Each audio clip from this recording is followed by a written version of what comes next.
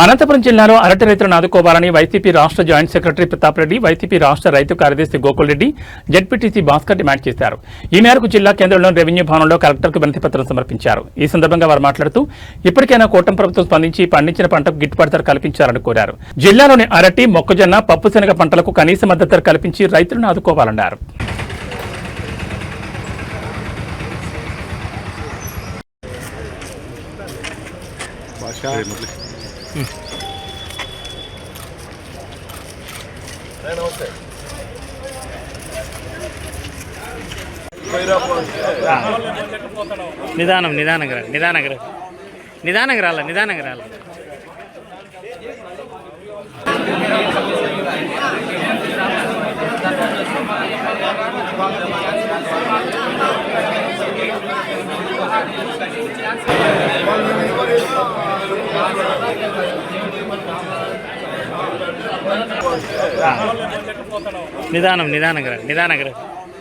నిదానంగా రాల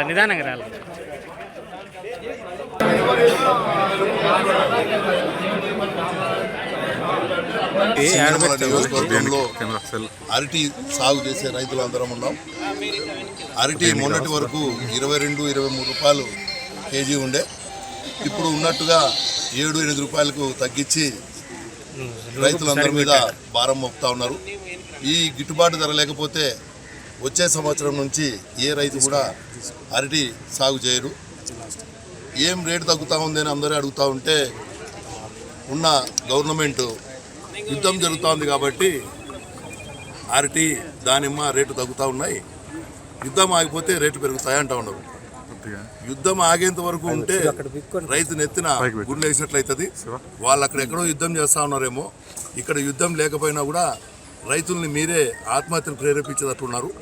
కాబట్టి మీరు ఇమీడియట్గా అరటి రైతుల్ని ఆదుకోవాలని, రైతుకు గిట్టుబాటు ధర కల్పించాలని మీ మూలకంగా. ఇన్సూరెన్స్ లేదు, సబ్సిడీ లేదు, హార్టికల్చర్ ప్లాంట్స్కి ప్రోడక్ట్స్కి కనీసం మద్దతు ధర లేదు.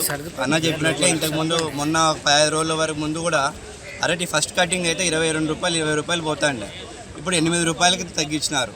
ఏమైనా అంటే దళారీలు ఇప్పుడు మాట్లాడినా అంటే అన్న యుద్ధం జరుగుతుంది అంటారు.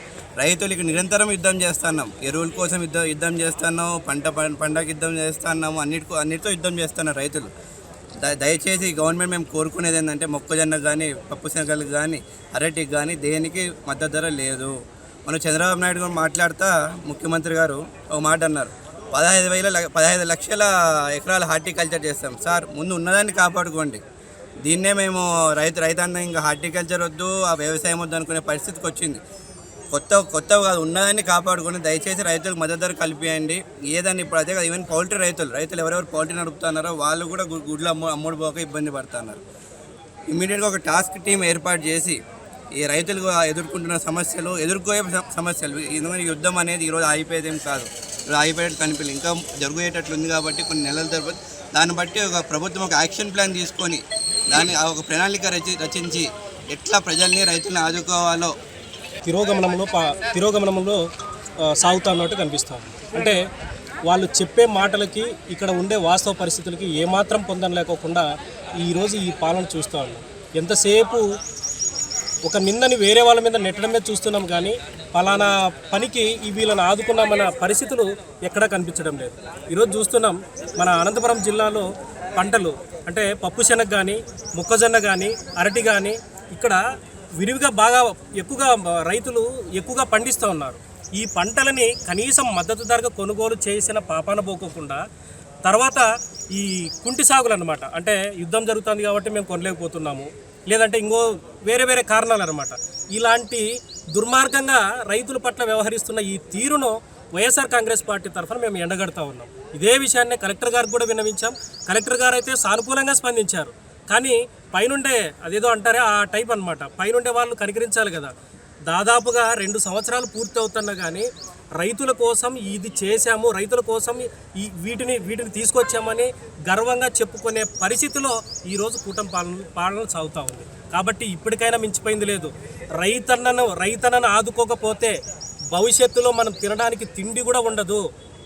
తిండి కూడా ఉండదు. కాబట్టి ఈ కూటమి నాయకుల్ని మేము ఒక్కటే కోరుకుంటా ఉన్నాం, అయ్యా మీ రాజకీయాలు పక్కన పెట్టి రైతన్నను ఆదుకోండి, రైతన్నకు మేలు చేయండి, రైతన్నను బాగుపడడానికి ఇంకా ప్రోత్సాహాలు ప్రకటించాలని వైఎస్ఆర్ కాంగ్రెస్ పార్టీ తరఫున డిమాండ్ చేస్తాం.